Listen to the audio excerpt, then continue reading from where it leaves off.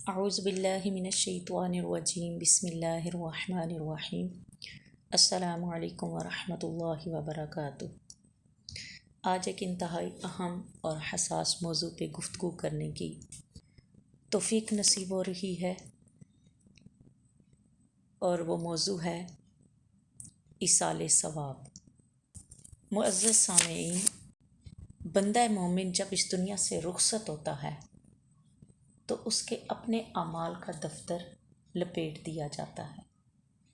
لیکن اس حالت میں بھی بندہ مومن کے مدارج اس کے درجے بلند ہونے کی حالت میں مسلسل ترقی جاری رہتی ہے، اور اس کے پسماندگان یعنی رشتہ داروں کی طرف سے صدقہ و خیرات کرنے اور دعا کرنے سے اس کے گناہوں کی بخشش کا سلسلہ جاری رہتا ہے۔ اسی لیے اللہ تعالیٰ نے اس کے پسماندگان کو حکم دیا ہے کہ وہ اس کے لیے دعائے مغفرت کرتے رہیں اور اسے اپنی عبادات کا ایصال ثواب کرتے رہیں، جیسا کہ قرآن پاک میں اللہ کریم ارشاد فرماتے ہیں سورۃ الحشر میں، بسم اللہ الرحمن الرحیم ترجمہ: اور وہ لوگ جو ان کے بعد آئے جو کہتے ہیں اے ہمارے پروردگار، ہمیں بھی بخش دے اور ہمارے ان بھائیوں کو بھی جو ہم سے پہلے ایمان لائے، اور ہمارے دلوں میں کوئی کھوٹ یا کجی باقی نہ رکھ ان کے لیے جو پہلے ایمان لے آئے ان کے بارے میں۔ اے ہمارے پروردگار، بے شک تو بہت مہربانی فرمانے والا اور نہایت رحم کرنے والا ہے۔ یہ سورۃ الحشر آیت نمبر 10 کے اندر اللہ کریم کا حکم موجود ہے۔ اس کے بعد اگر دیکھیں تو سورہ مومن میں اللہ کریم ارشاد فرماتے ہیں ربنا وادخلہم، ترجمہ: اے ہمارے رب، داخل فرما انہیں، یعنی ہمارے فوت شدگان کے بارے میں حکم دیا جا رہا ہے۔ اے ہمارے رب، داخل فرما انہیں سدا بہار باغوں میں، سدا بہار جنات عدن، سدا بہار باغات یا جنتوں میں جن کا تو نے ان سے وعدہ فرمایا ہے، اور ان کے والدین کو بھی، ان کی بیویوں کو اور ان کی اولاد کو بھی، بے شک تو سب سے زیادہ زبردست اور حکمت والا ہے۔ اس کے علاوہ عزیز سامعین، ہر نمازی چاہے وہ کسی بھی مسلک سے تعلق رکھتا ہو، لیکن وہ ہر نماز میں کم از کم ایک مرتبہ یہ دعا ضرور مانگتا ہے، ربنا اغفر لی، اے اللہ مجھے بھی بخش دے، ولی والدیہ، اور میرے والدین کو بھی، وللمؤمنین، اور تمام مومنوں کو، کب؟ یوم یقوم الحساب، جب حساب و کتاب کا دن قائم ہوگا، اس دن بخش دینا۔ یہ تو وہ چیزیں ہیں جو قرآن پاک کے ساتھ منسوب ہیں، قرآن پاک کے ذریعے سے ہمیں ان کا ثبوت ملتا ہے، رہنمائی ملتی ہے۔ اب آئیں ذرا دیکھیں احادیث مبارکہ میں ایصال ثواب کے بارے میں ہمیں کیا رہنمائی ملتی ہے۔ حضرت ابو ہریرہ رضی اللہ تعالی عنہ سے روایت ہے، آپ فرماتے ہیں کہ حضور صلی اللہ علیہ وآلہ وسلم 2 خوبصورت سینگوں والے کالی آنکھوں والے مینڈے قربانی کیا کرتے تھے۔ ان کو لٹاتے اور پھر یہ پڑھتے بسم اللہ اللہ اکبر، اور ساتھ عرض کرتے اے اللہ، یہ محمد صلی اللہ علیہ وآلہ وسلم اور آپ کی امت کی طرف سے قبول فرما، جنہوں نے تیری توحید کی شہادت دی اور میری تبلیغ کی گواہی دی۔ سامعین ذرا توجہ کیجئے کہ حضور صلی اللہ علیہ وآلہ وسلم کا اپنی امت کی طرف سے قربانی دینا یہ ایصال ثواب کی ایک واضح دلیل ہے۔ اسی طرح حضرت انس رضی اللہ تعالی عنہ سے روایت ہے، انہوں نے کہا کہ یا رسول اللہ صلی اللہ علیہ وسلم، ہم اپنے مرنے والوں کی طرف سے صدقہ کرتے ہیں، ان کی طرف سے حج کرتے ہیں ان کے لیے دعا کرتے ہیں، کیا انہیں یہ سب کچھ پہنچتا ہے؟ تو آپ علیہ الصلاۃ والسلام نے فرمایا، ہاں، تمہارے ان اعمال کا انہیں ثواب پہنچتا ہے، اور وہ اس سے اسی طرح خوش ہوتے ہیں جس طرح تم میں سے کوئی آدمی کسی اپنے رشتہ دار کو ایک تھال میں رکھ کر تحفے کے طور پہ کوئی چیز بھیجتا ہے تو وہ اس کو پا کر خوش ہوتا ہے۔ اور یہ فتح القدیر کے اندر فتاوی شامی جلدوں میں یہ روایت موجود ہے۔ اسی طرح حضرت علی کرم اللہ وجہہ اپنی خلافت کے زمانہ میں ہر سال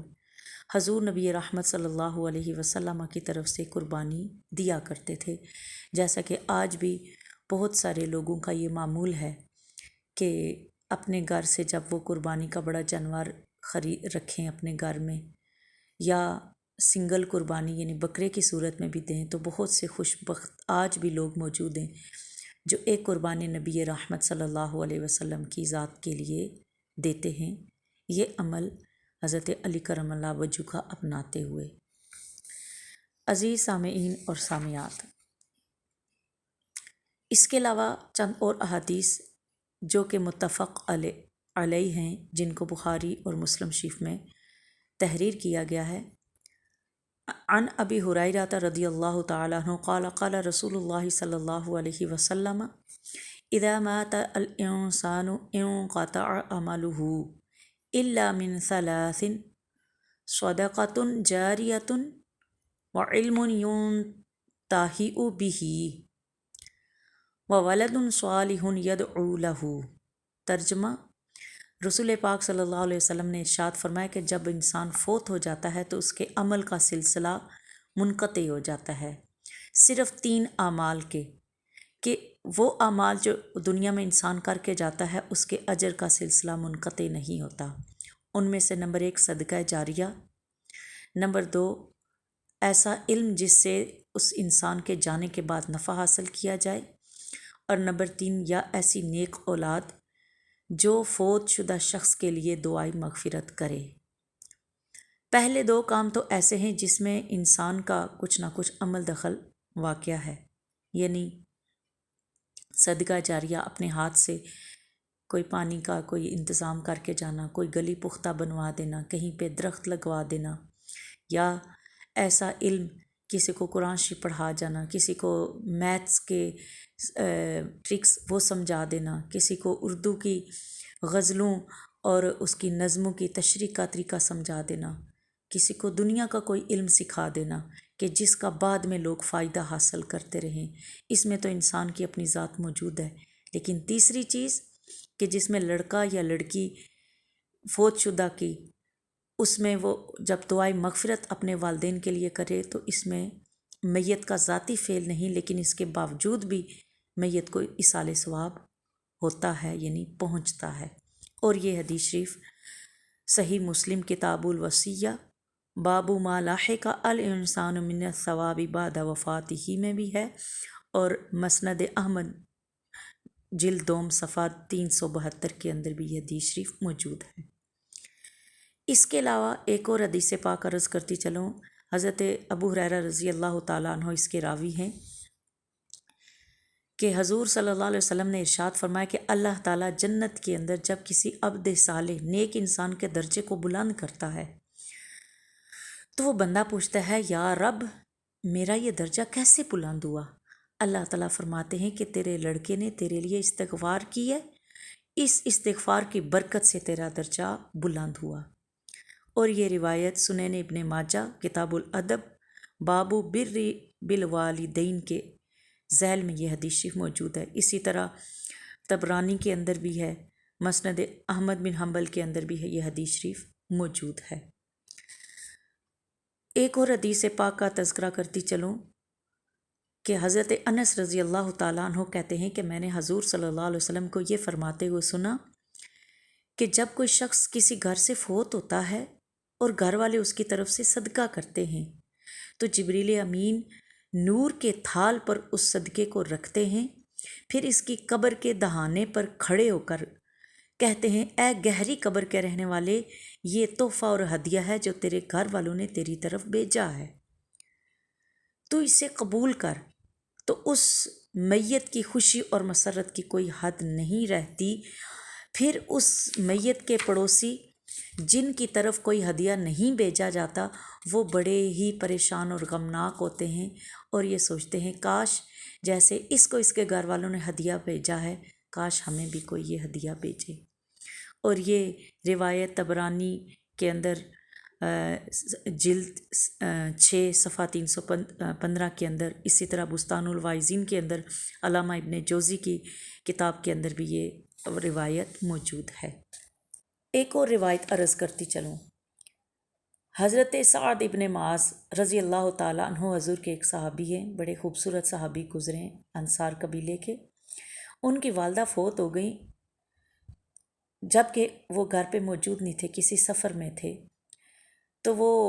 جب گھر تشریف لائے، والدہ کی وفات کی خبر سنی تو نبی رحمت صلی اللہ علیہ وسلم کی خدمت میں حاضر ہوئے۔ عرض کی کہ اے اللہ کے نبی صلی اللہ علیہ وسلم، میری والدہ اچانک فوت ہو گئی ہیں اور انہیں گفتگو کرنے کا بھی موقع میسر نہیں آیا۔ اگر انہیں موقع میسر آتا تو وہ مجھے صدقہ کرنے کی وصیت کرتی۔ اگر میں کوئی چیز ان کے لیے صدقہ کروں اب تو کیا انہیں نفع پہنچے گا؟ تو حضور صلی اللہ علیہ وسلم نے فرمایا ہاں، ان کے ایصال ثواب کے لیے تم ایسا کرو، ایک کنواں کھدواؤ اور یہ کنویں کے اوپر ایک تختی نما یعنی کہ لکھ دو اس کے اوپر کہ یہ ھذا بئر لأم سعد، یہ کنواں حضرت سعد کی والدہ کے ایصال ثواب کے لیے وقف ہے۔ چنانچہ کنواں کھودا گیا اور وہ ام سعد کے نام سے مشہور رہا اور لوگ اس سے پانی عرصہ دراز تک پیتے رہے۔ یہ وہ عمل ہے جس کو نہ تو کسی نے حرام کہا نہ ہی ناجائز، جب کہ وہ غیر اللہ کی طرف یعنی سعد کی والدہ کی طرف منسوب تھا، اس کے باوجود اس سے پانی پینا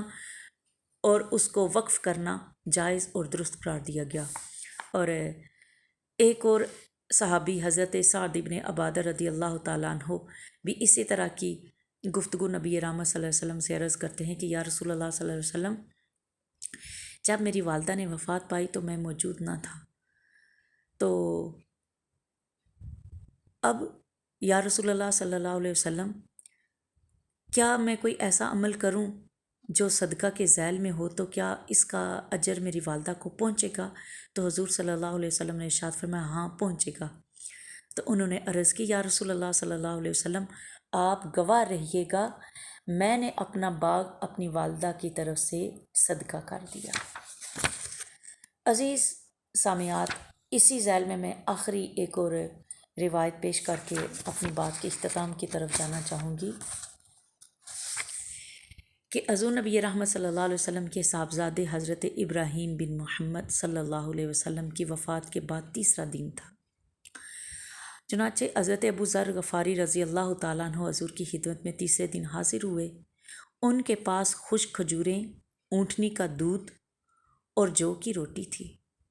انہوں نے وہ نبی رحمت صلی اللہ علیہ وسلم کے سامنے آ کے رکھ دیں، اور یہ اس لیے تھا، میں یہاں پہ یہ عرض کرتی چلوں کہ جیسے ہمارے ہاں بھی جب کسی کے گھر میں کوئی فوتگی ہوتی ہے تو ہم پڑوس کے لوگ، رشتہ دار لوگ ان کے گھر کے پہلے 1 2 3 دن کا ناشتہ اور کھانا اپنے گھروں سے باری لے کر دیتے ہیں، تاکہ جو غم میں ڈوبے ہوئے لوگ ہیں انہیں چولہے اور کچن کی طرف جانے کی زحمت نہ اٹھانی پڑے، ہم ان کی اس مشکل میں کام آ جائیں۔ اسی نظریے کے تحت وہ نبی رحمت صلی اللہ علیہ وسلم کی خدمت میں یقیناً یہ تحفہ لے کر حاضر ہوئے ہوں گے۔ تو انہوں نے جب وہ چیزیں نبی رحمت صلی اللہ علیہ وسلم کی خدمت میں حاضر رکھیں تو آپ علیہ الصلاۃ والسلام نے 1 مرتبہ سورہ فاتحہ شریف اور 3 دفعہ سورہ اخلاص تلاوت فرمائی اور کہا کہ اے اللہ تعالیٰ، تو محمد صلی اللہ علیہ وآلہ وسلم پر رحمت نازل فرما، تو ہی رحمت نازل کرنے کا اہل ہے اور وہ اس کے اہل ہیں۔ اس کے بعد آپ صلی اللہ علیہ وسلم نے دونوں ہاتھ بلند کیے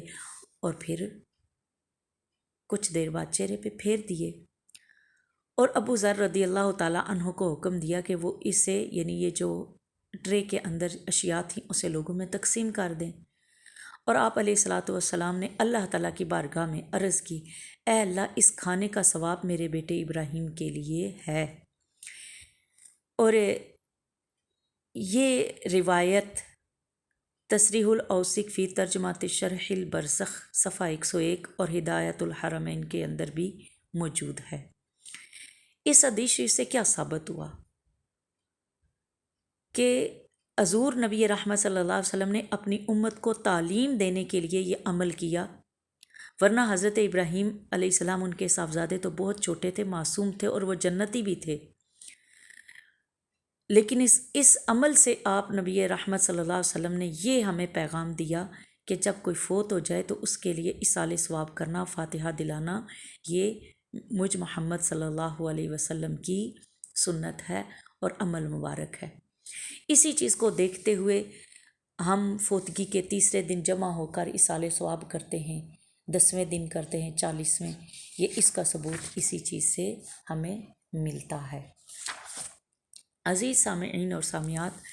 اتنی طویل گفتگو کرنے کے بعد اور سننے کے بعد ہمارا یہ یقین کامل ہو جانا چاہیے کہ ہم جو اپنے فوت شدگان کی طرف سے ایصال ثواب کرتے ہیں،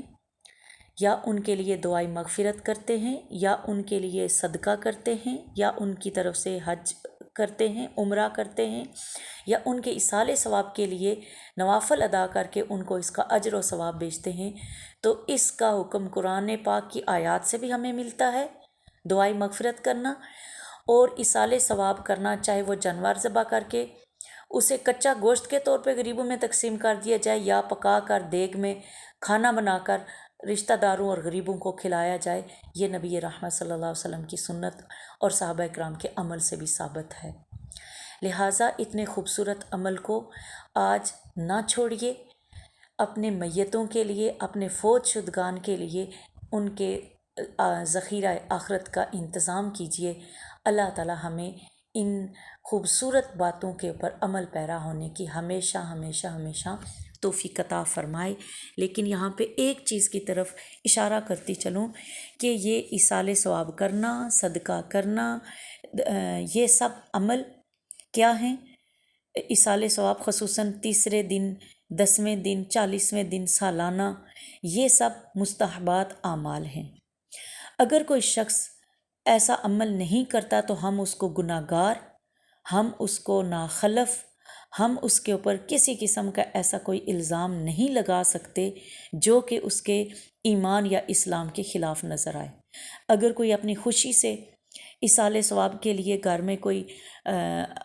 محفل کا اہتمام کرتا ہے، قرآن خوانی کرتا ہے، کھانا پکا کے اسے فاتحہ دلا کے تقسیم کرتا ہے، بہت اچھا عمل ہے۔ لیکن اگر کوئی اپنی غربت کی وجہ سے، اپنی دیگر مجبوریوں کی وجہ سے ایسا اہتمام نہیں کر پاتا تو ہمیں قطعاً یہ حق حاصل نہیں کہ ہم اس کو لعن طعن کریں اور اس کے اوپر کسی قسم کا فتویٰ صادر کریں، کیونکہ یہ عمل فرض اور واجب نہیں ہے۔ اللہ تعالی ہمیں اس معاملے میں بھی اپنی اصلاح کی توفیق عطا فرمائے۔ کیوں؟ اس مہنگائی کے دور میں، اس پریشانی کے دور میں اگر ہم ان چیزوں کو لازم سمجھیں گے تو یہ بھی تکلیف مافوق یعنی کہ طاقت سے زیادہ بڑھ کے اپنے آپ کو مکلف بنانا ہے، جس کی ہمیں شریعت کہیں پہ بھی ترغیب نہیں دیتی۔ واللہ اعلم ورسول اعلم، صلی اللہ علیہ وآلہ وسلم۔